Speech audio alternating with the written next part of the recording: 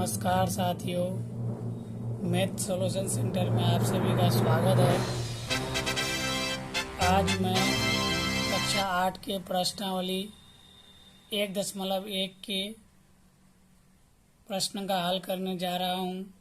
हल करने से पहले आपसे यह रिक्वेस्ट करता हूं कि अगर आप मेरे चैनल को सब्सक्राइब नहीं किए हैं तो चैनल को सब्सक्राइब करें और बेल घंटी को भी दबाएं। धन्यवाद। चलिए वीडियो को शुरू करते हैं। 4 नंबर में क्या बोलता है दोस्तों, 5/18 को -7/72 के व्यस्तक्रम से गुना कीजिए। 4 नंबर में क्या दिया हुआ है दोस्तों, 5/18 को -7/72 के व्यस्तक्रम से गुना कीजिए। तो चलिए दोस्तों 4 नंबर सवाल हल करते हैं।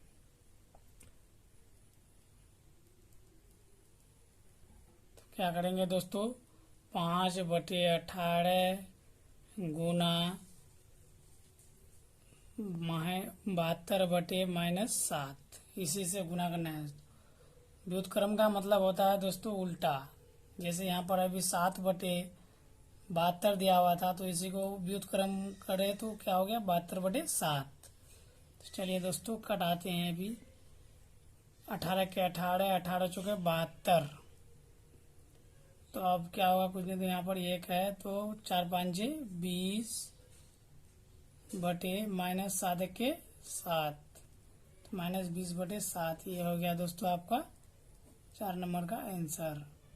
आप देखेंगे दोस्तों 5 नंबर। 5 नंबर में क्या दिया हुआ है दोस्तों कि -3/1 गुना 1/2 प्लस 1/4 बराबर -1/3 गुना 1/2 प्लस -1/3 गुना 1/4 के रूप में कौन सा गुणधर्म है। तो इसमें गुणधर्म यानी कौन सा नियम है दोस्तों, नियम बताना है। तो चलिए दोस्तों इसको लिखते हैं। -1/3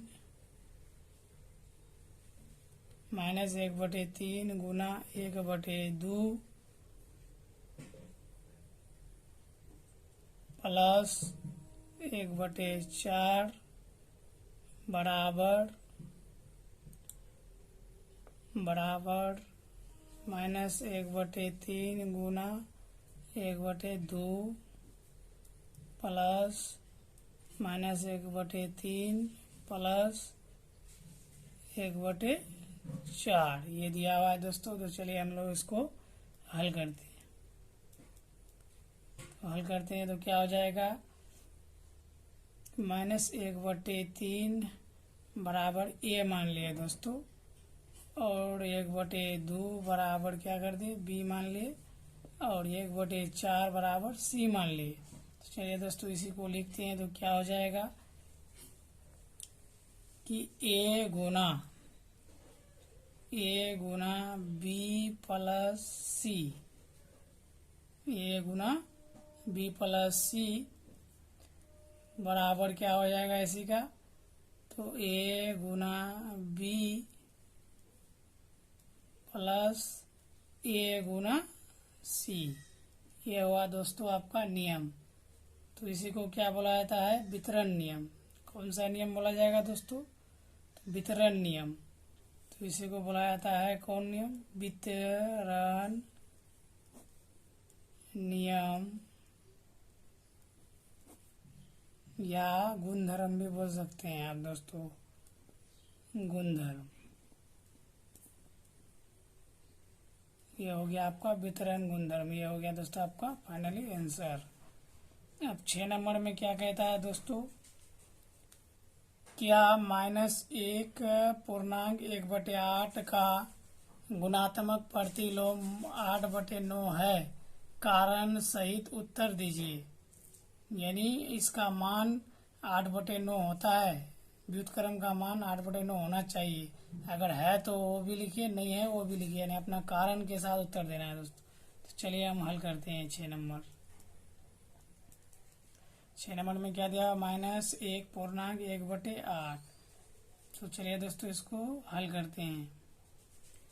इतना बराबर 8/, यानी इतना का माइनस 1/1/8 का व्युत्क्रम 8/9 है, ये निकालना है दोस्तों। तो चलिए हम लोग इसको हल करते हैं। तो क्या हो जाएगा, तो -1/1/8 को तोड़ते हैं दोस्तों, तो क्या हो जाएगा, बराबर करेंगे तो -8×8 तो 1 -8/8 तो बराबर क्या हो जाएगा दोस्तों, तो -7 क्या हो जाएगा, -7/8। अब इसी को हमको क्या करना है, व्युत्क्रम करने पर, यानी गुणात्मक करने पर या व्युत्क्रम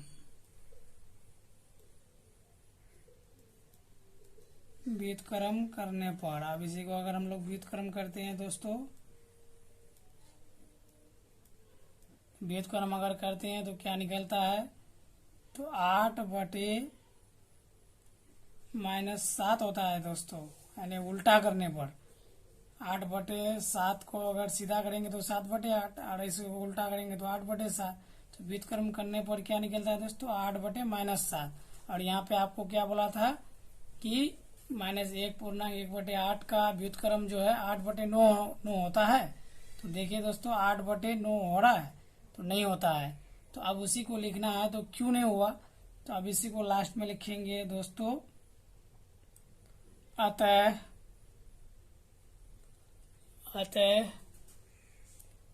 -1/1/8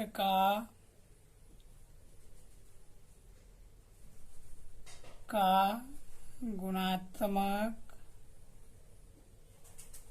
प्रतिलोम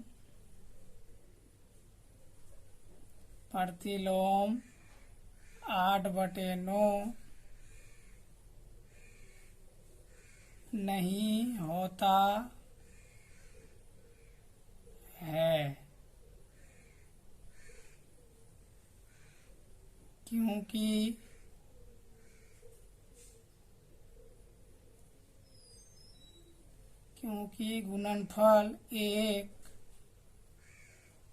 गुणनफल एक नहीं है।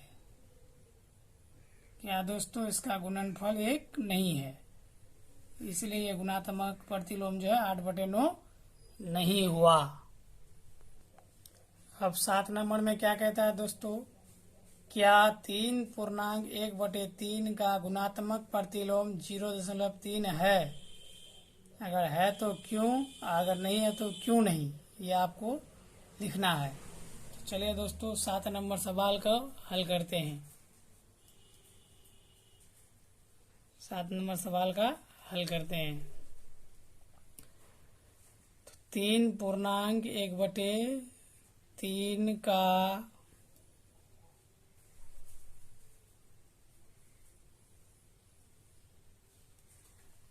गुणात्मक प्रतिलोम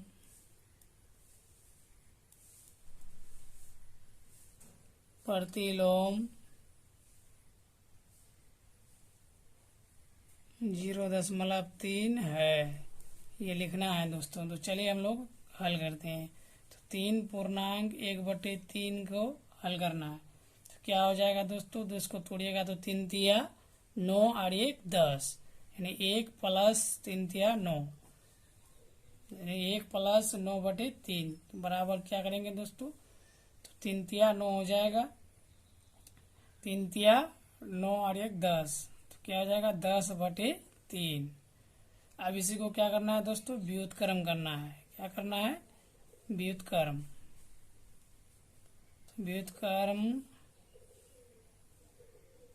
करने पर।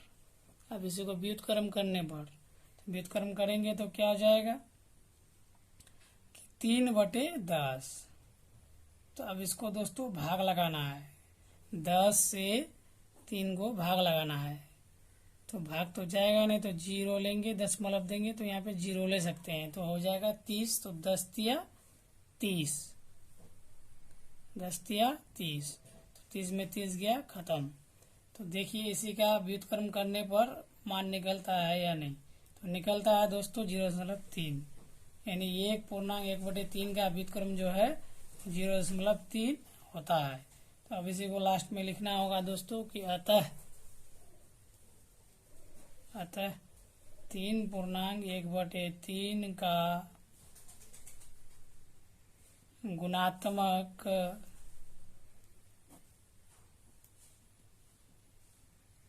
प्रतिलोम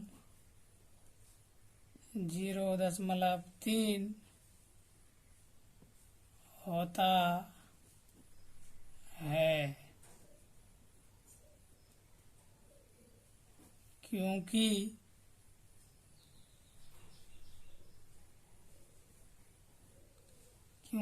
गुणनफल 1 है। इसलिए दोस्तों ये फाइनली आंसर हो गया इसका। अब उसी तरह से दोस्तों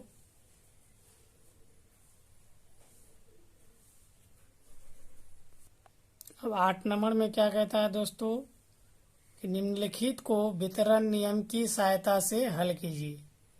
निम्नलिखित को वितरण नियम की सहायता से हल कीजिए, यानी नीचे जो दिया हुआ है इसको वितरण नियम की सहायता से हल करना है। तो चलिए दोस्तों 8 नंबर का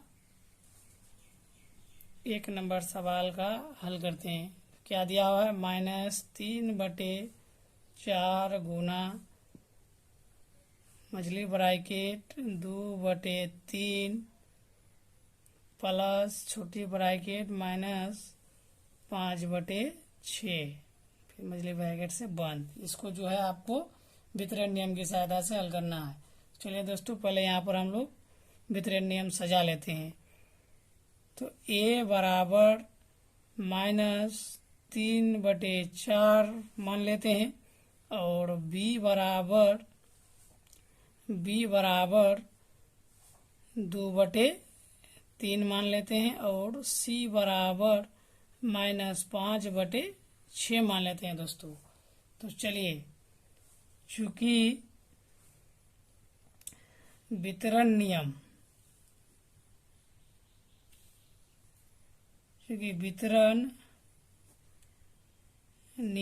यानी वितरण नियम बराबर क्या होता है, क्योंकि वितरण नियम बराबर होता है दोस्तों कि वितरण नियम बराबर क्या होता है दोस्तों कि a Guna b plus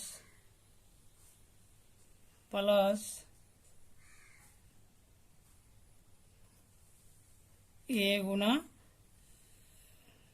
b plus फिर क्या हो जाएगा दोस्तों a गुना c। ये हुआ आपका वितरण नियम का फॉर्मूला। बराबर क्या हो जाएगा दोस्तों, फिर उसी को सजाने से तो a Guna b plus c, ये दोस्तों आपका हो गया फार्मूला। ठीक, ये हो गया आपका formula. a Guna b plus a Guna c बराबर करने से क्या होता है कि a Guna b plus c। तो चलिए दोस्तों इसी को अब फिर लेते हैं। इसीलिए आपका मान दिया हुआ है दोस्तों क्या कि -3/4 गुना मछली ब्रैकेट 2/3 प्लस -5/6 मछली ब्रैकेट बंद बराबर। इसी को अब सजाना है दोस्तों। तो क्या करेंगे, आपको फार्मूला दे दिए हैं a गुना b, यानी इसको पहले एक बार गुना करके सजाना है। तो क्या हो जाएगा -3/4 गुना 2/3, फिर बीच में प्लस का चिन्ह होगा दोस्तों, तो फिर -3/4 गुना -5/6। तो अब इसी को दोस्तों क्या करना है, वितरण नियम की सहायता से हल करना है। तो चलिए दोस्तों हल करते हैं कैसे होता है। तो यहाँ पर भी 3 जाएगा, यानी यहाँ गुना है तो इसको कटा सकते हैं, 3 1 के 3, और यहाँ पर भी हम कटा सकते हैं तो 3 1 के 3। तो अब यहाँ पर भी कटा सकते हैं, 2 1 के 2, 2 दूनी 4। तो क्या हो जाएगा दोस्तों कटा करके, तो 1 1 के 1 बटे 2 दूनी 2 1 के 2, फिर बीच में हो जाएगा दोस्तों प्लस, और यहाँ पर आपका माइनस है तो माइनस लिख देंगे दोस्तों। तो माइनस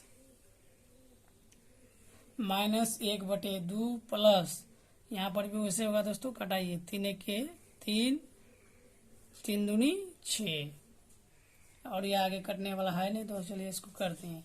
माइनस गुना माइनस प्लस 5 1 के 5 बटे 4 दूनी 8। तो क्या हो गया दोस्तों, माइनस, अब इस लोगों को गुना करना है, तिरछी गुना,